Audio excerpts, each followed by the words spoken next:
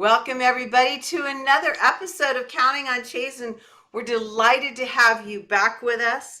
This is the series that connects nonprofits who are really working hard on their mission, vision, and values to the reality of nonprofit accounting. It's not an easy bridge to cross if you don't know what you're talking about, who to go to, and how to get the right information. Today, we're going to be talking about understanding restricted funding, and I'm joined by the amazing Martha Huelsbeck, CPA, so we know we're getting the right information.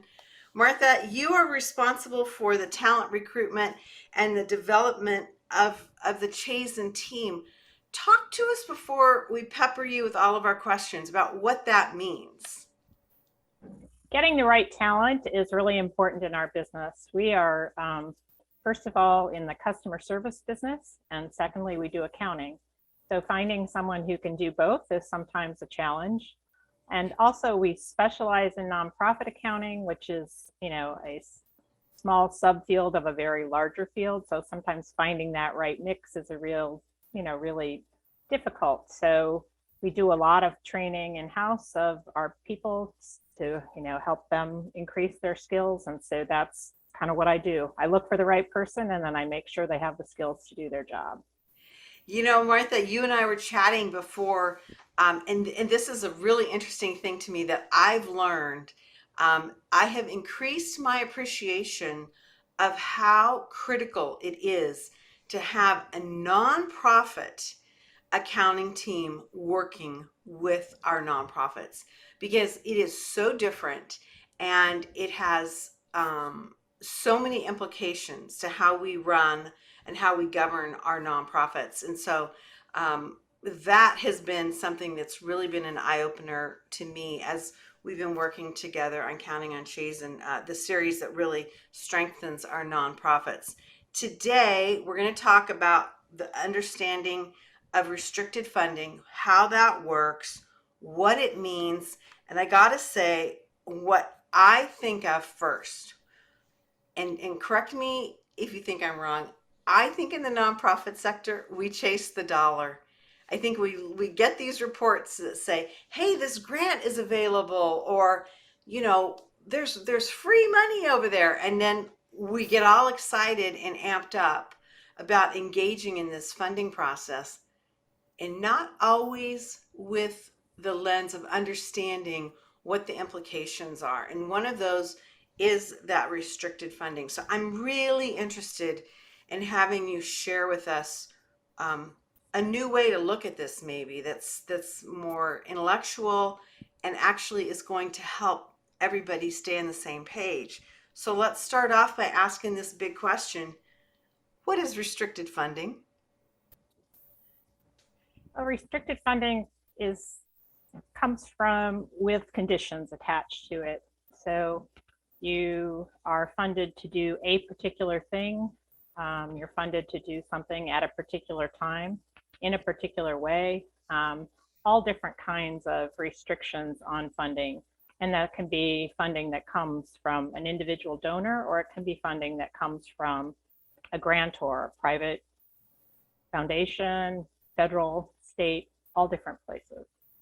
So it's not just those federal or government related contracts. What I hear you saying is it can be that individual donor or that family foundation. I was always thinking that maybe it's more heavy on the government side. Is that not the case?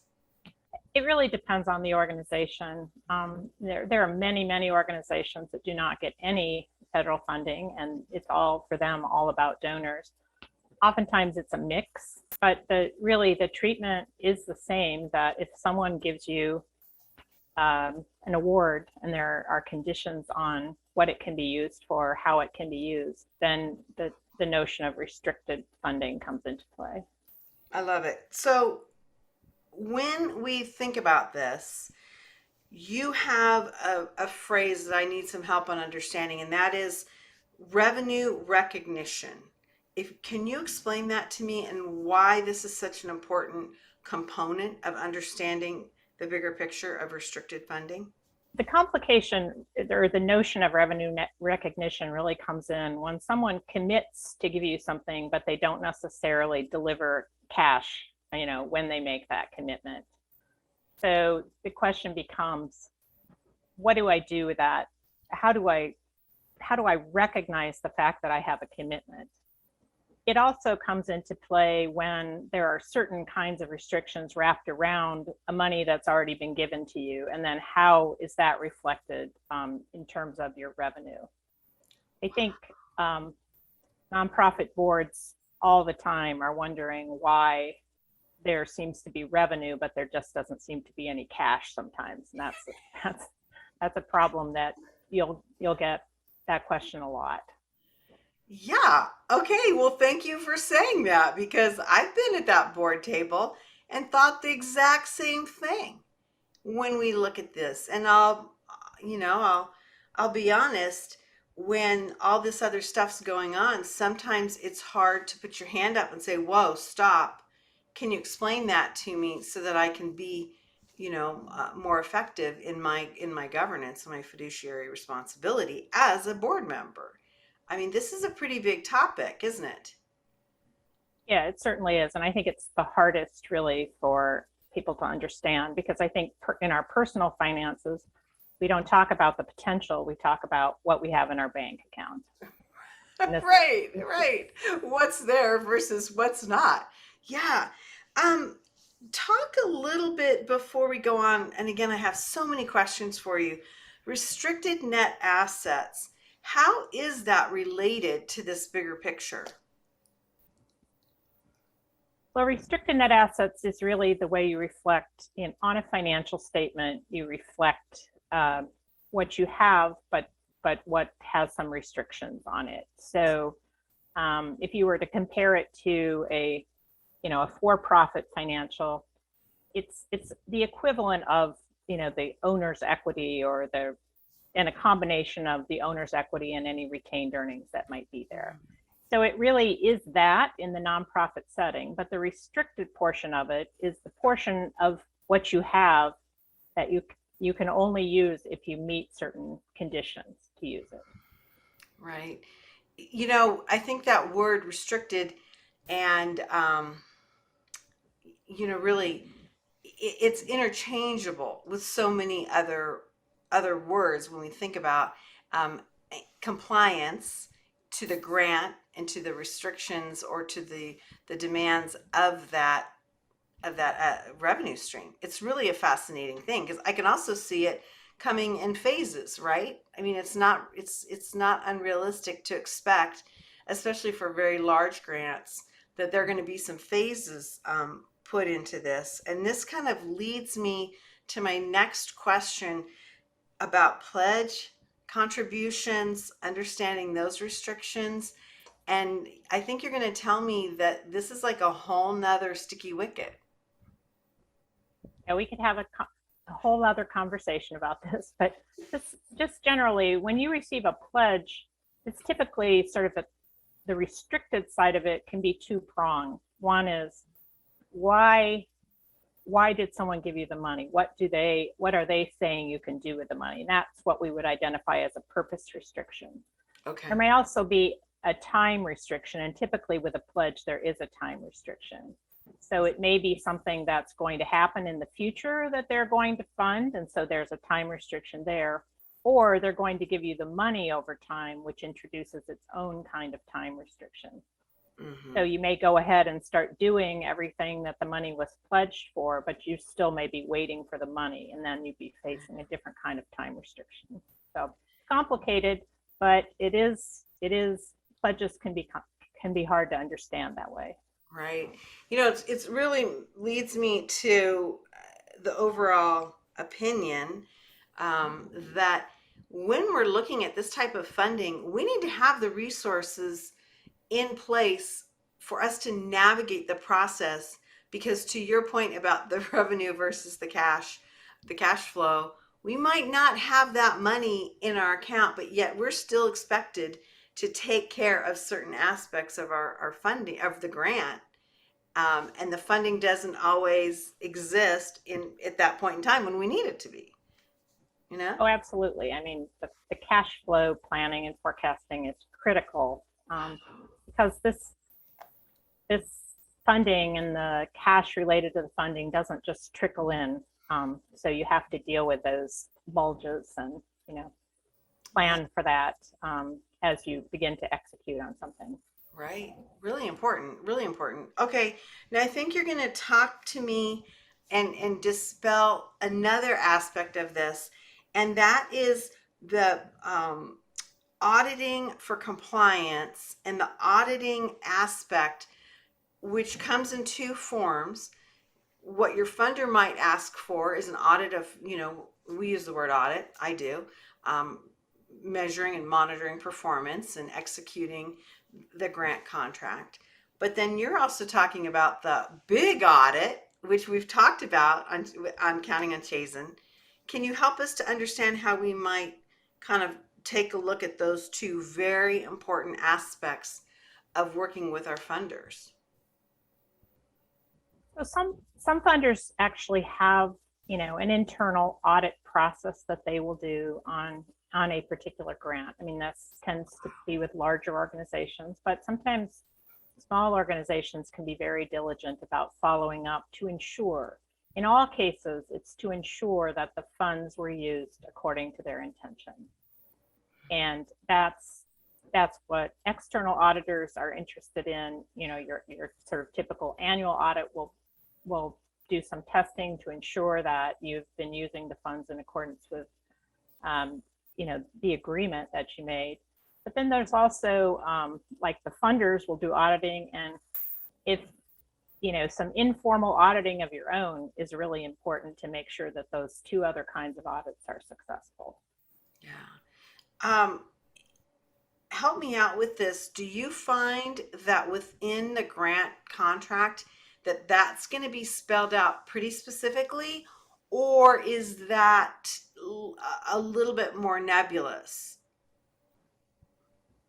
It depends a lot on the particular agreement that you make. Sometimes agreements are very vague, Yeah, and it's difficult to to know. know when you're being compliant. And in those situations, I would always encourage you to just ask a lot of questions of the funder, because you want to find out as you start as opposed to as you finish, or when you send them a required grant report and they tell you something's not correct. You never want to be in that situation. Right. So I would start out with an open line of communication. And sometimes it's hard to get that. Yeah, But that's a good comment. but I would encourage you to do that, particularly if it's a new funder.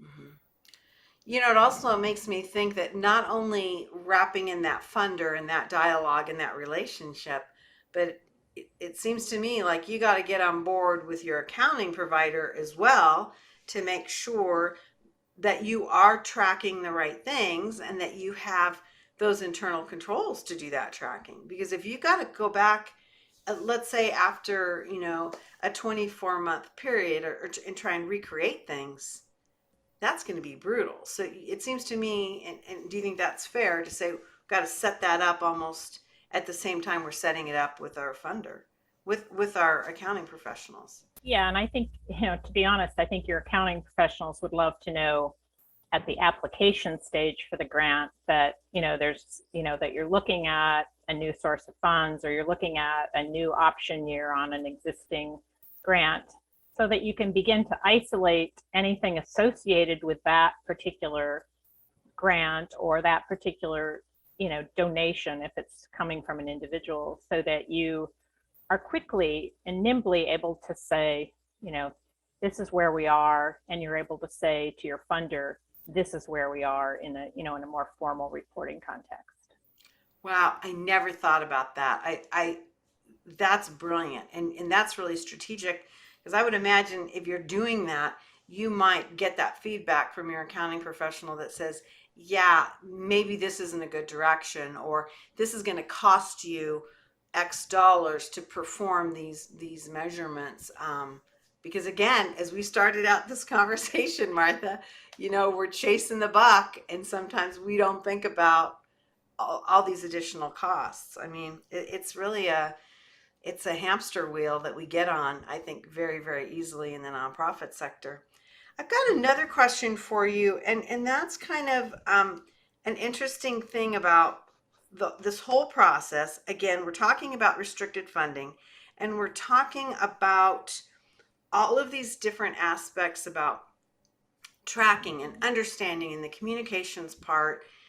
Talk to us briefly about the permanent versus temporary funding aspect, because we kind of addressed it a little bit with some of these relationships that we might have with matching grants or things that have to be in place or phases of grants. Permanent versus temporary. That's a pretty big lift for a lot of people.